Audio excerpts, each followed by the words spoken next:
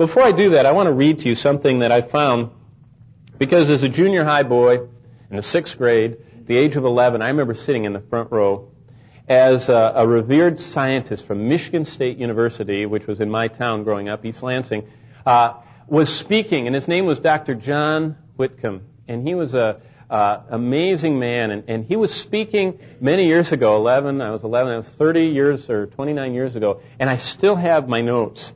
And I want to read to you what he said that day, about 29 years ago. You know, it's still true.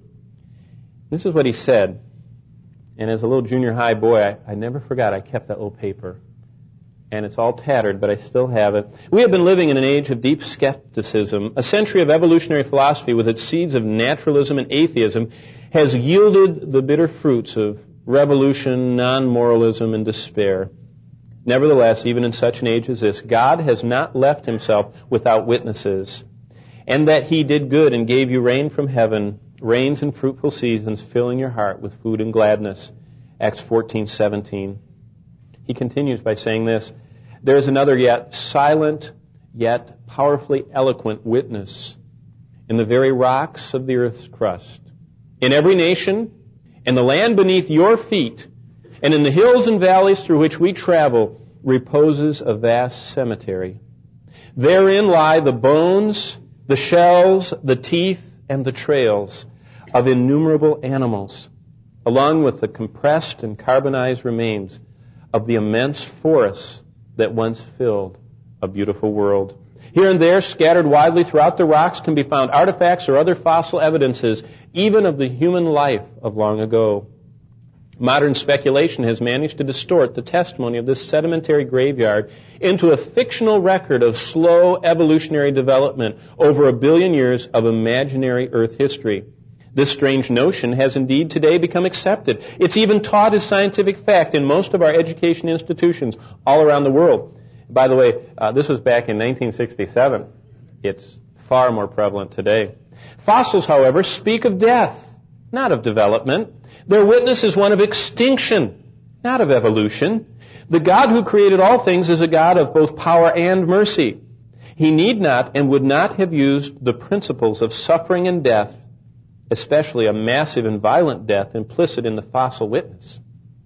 By the way, there are parts of the country where there are crammed together in small valleys and places there, literally hundreds of billions of animals squashed.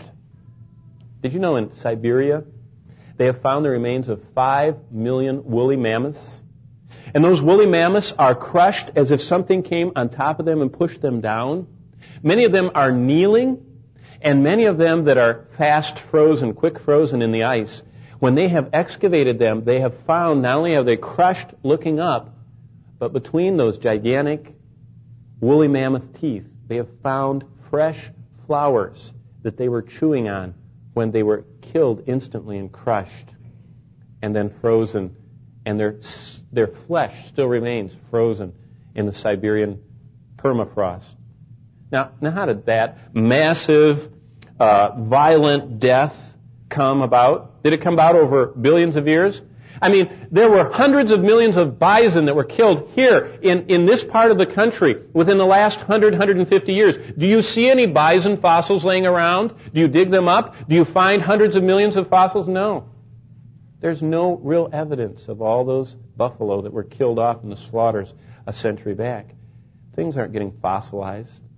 There's no violent squashing of animals going on. There's no production of coal going on this planet today. There's no fossil fuel production of petroleum going on. Where did it come from?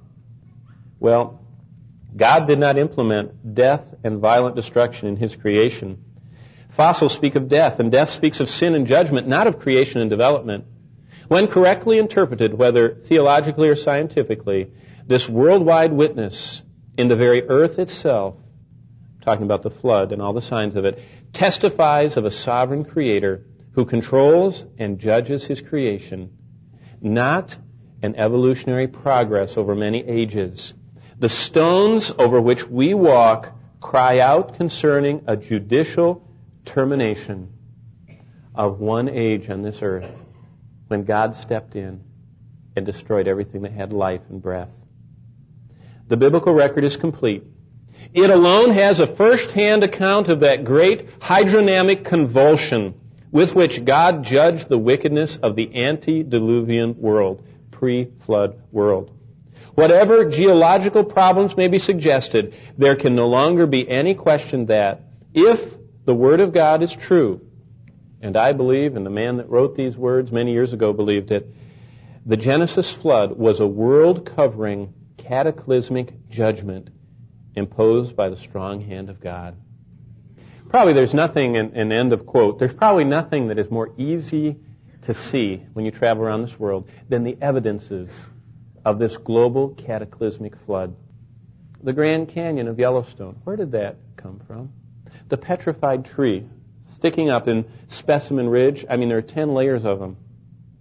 And they don't have any bark on them. And they're standing upright with root balls through layers and layers of sedimentation. Where did those things come from? They could not have been petrified through those layers because those layers on the evolutionary time frame are hundreds of millions of years old, and that wood would have decayed before it would have petrified. How did it get jammed in that layer?